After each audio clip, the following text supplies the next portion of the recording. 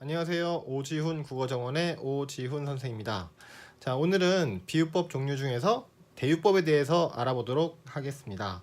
자, 대유법은요, 공통된 성질이 있는 구체적인 대상을, 그 대상을 대표할 수 있는 특정 대상 또는 요소로 대신해서 또는 대표해서 비유하는 방법, 즉 대신 비유하기 방법이 되겠습니다. 자, 이렇게 말을 정의를 어렵게 써놨어요. 그죠? 공통된 성질이 있는 구체적인 대상들. 자, 그것들을 표현하기 위해서 어떻게? 대상을 대표할 수 있는 특정 대상을 데려다가 또는 특정 요소를 데려다가 나머지 전체를 다 싸잡아서 보여준다. 네, 이렇게 얘기할 수가 있겠네요. 자, 여전히 좀 어려울 수도 있는데 예시로 한번 공부를 해볼까요? 이런 말 들어본 적 있으시죠? 빵만으로는 살 수 없다. 네, 네. 자, 프랑스 대혁명 때 그때 이제 마리 앙뚜아네트 뭐 이제 그 사람한테 막 항의를 하면서 그러면서 이 프랑스 시민들이 외쳤다고도 알려져 있는 말이죠. 빵만으로는 살 수 없다. 그러면은 빵 없으면은 빵 먹기 싫으면은 케이크 먹지? 근데 그랬다가 이제 마리 앙투아네트가 이 단도대에서 사라졌다는 목이 잘렸다는 뭐 그런 얘기도 있습니다. 네, 자 그러면 프랑스 시민들이 굳이 빵을 먹으려고 빵 말고 딴 걸 먹으려고 그런 것이냐? 캔디를 먹지?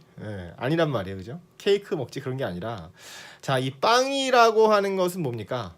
우리가 살아가는 데 있어서 식량으로 쓰는, 그죠? 꼭 필요한 대상이잖아요, 그죠?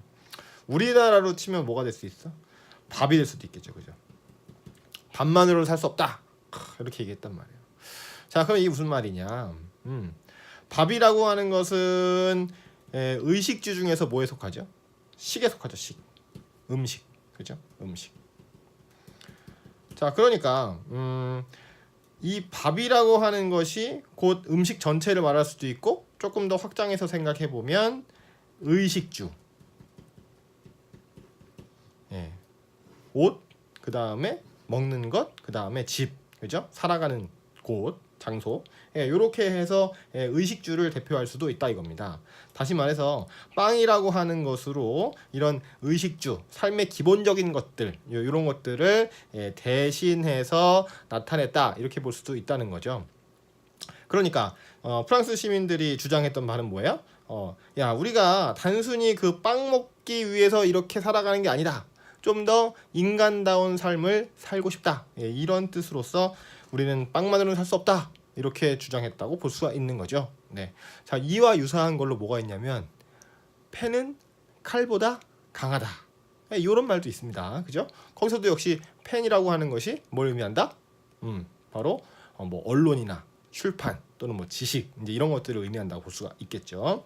자, 다음 예시를 보시겠습니다. 자, 아버지께서 약주를 드셨다 이럽니다. 자, 약주가 뭐죠? 술이에요, 술.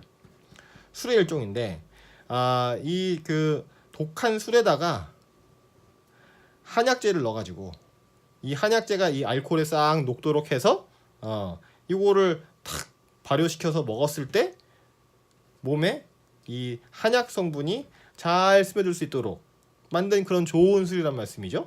자, 근데 이제 아버지께서 들고 오셨으니까 아버지께서 드신 거니까 아무래도 조금 더 좋은 술로 표현하는 것이 좋지 않겠냐? 그래요. 술 종류가 여러 가지 뭐 맥주도 있고 소주도 있고 뭐 와인도 있고 뭐 여러 가지 있는데 그 중에서 그래도 제일 좋은 술 약주를 아버지께서 들고 오셨다. 이렇게 말하면 조금 더 우아한 표현이 될 수가 있잖아요.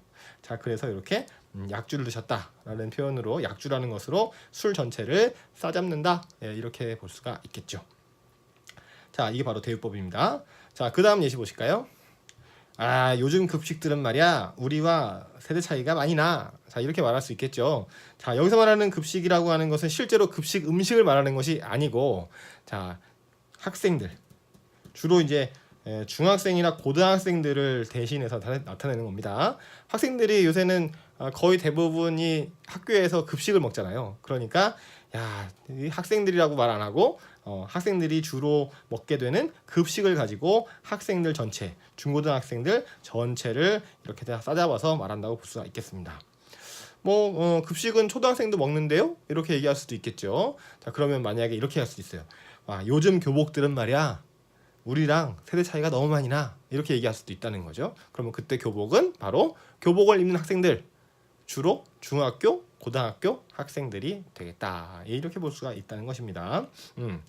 그리고 이제 영어 표현에 보면, 영어 사전에 보면 제록스하다라는 말이 있어요. 제록스하다. 제록스하다. 자, 이게 뭐냐면 복사하다는 뜻입니다. 복사하다. 자, 복사하는 거가 왜 제록스하다냐? 제록스라는 회사에서 복사기를 제일 처음 만들었더라 이겁니다. 그래서 이제 복사기를 제록스한다, 제록스 이렇게 불렀단 말이죠. 그러면 그런 동안에 그게 굳어져 가지고 제록스하다라고 하면 캐논 걸로 복사를 하던, 삼성 걸로 복사를 하던, 어느 회사 거를 복사를 하든 간에 상관없이 그냥 복사하다는 의미가 됐다는 거죠. 자, 이제 이런 식으로 복사기의 대표가 이제 뭐가 된다? 제록스가 된다. 이렇게 볼 수가 있겠고, 이런 모든 것들이 전부 다 무슨 법? 대유법이다. 이렇게 이해할 수 있겠습니다. 자, 다음. 짠. 자, 이번에는요, 이거 좀 쉬운 겁니다. 자, 의성법, 의태법이 되겠습니다. 자, 선생님, 이거는 그 음성 상징어 아닌가요? 맞죠? 네. 소리를 흉내내는 말, 모양을 흉내내는 말입니다. 그래서 의성어, 의태어 이렇게 얘기를 하는데요. 사실 이것도 알고 보면 뭐의 일종이다? 비유법의 일종이다. 처음 하셨죠? 그렇죠? 이거 잘 모르는 학생들 많습니다. 자, 근데 왜 그게 어떻게 해서 원관념, 보조관념으로 나뉘냐? 자, 여기 보세요. 원관념은 바로 뭐가 되냐면 바로 자연이나 인공물의 소리, 그냥 들려오는 소리들 전체가 다 그 원관념이라고 볼 수가 있고요. 그 다음에 보조관념은 뭘 쓰냐면 바로 사람의 말소리, 우리 입에서 나오는, 그죠? 이 구강이나 비강, 코나 입을 통해서 나오는 이 말소리 전체를 다 보조관념으로 사용한다 이겁니다. 자, 예시를 한번 보실게요. 봅시다. 네. 자, 새가 짹짹 쥐저긴다 이래요. 그렇죠. 자, 새가 짹짹. 근데 새랑 우리랑 그 구강 구조가 어때요? 똑같아요? 다르잖아요. 그죠? 새는 그 막 이빨도 없습니다. 부리가 있고, 우리는 부리가 없는 대신에 입술이란 게 있잖아요. 그죠? 그리고 치아도 있죠. 그죠? 이빨도 있습니다. 자, 그래서 분명히 구강 구조가 다르기 때문에 그 구강 구조를 통해서 나오는 소리 역시 차이가 많이 있단 말이에요. 자, 근데도 어때?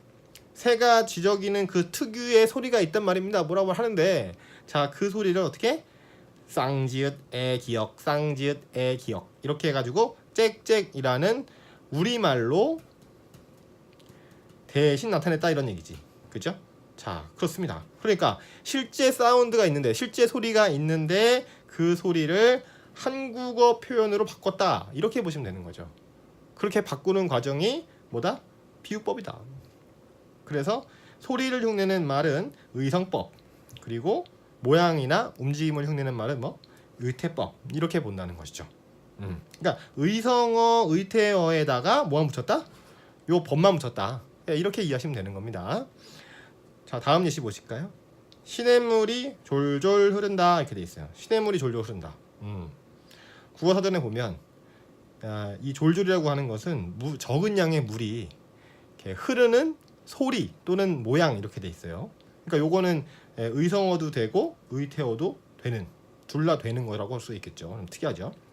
그러니까 실제로 시냇물이 이렇게 흐를 때 소리를 졸졸 이렇게 소리를 내면서 흐르진 않죠. 그러니까 우리나라 사람들이, 한국어 사용자들이 들어봤을 때 우리말에서는 졸졸이라는 표현하고 그 말소리하고 실제 그 시냇물이 흘러가는 소리가 상당히 유사하다. 그래요. 여기서 또 우리가 그 유명한 유사성을 만나게 되는 것이죠. 네, 이렇게 된다.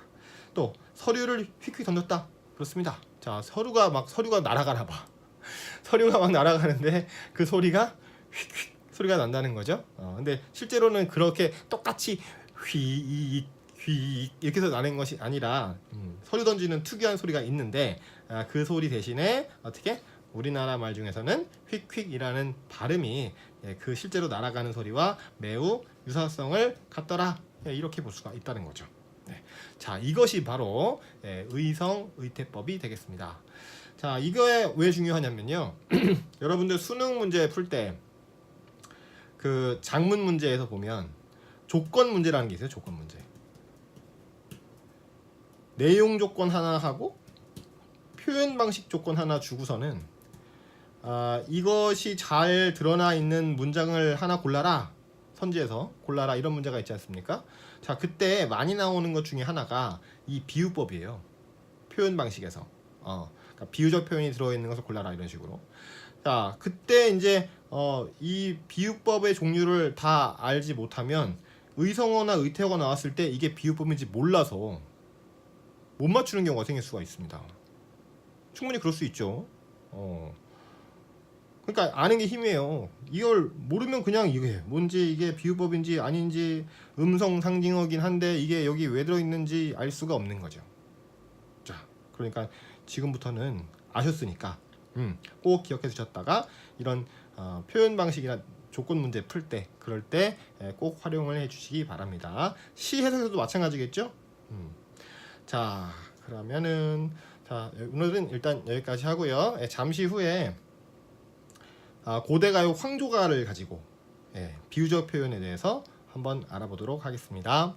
감사합니다.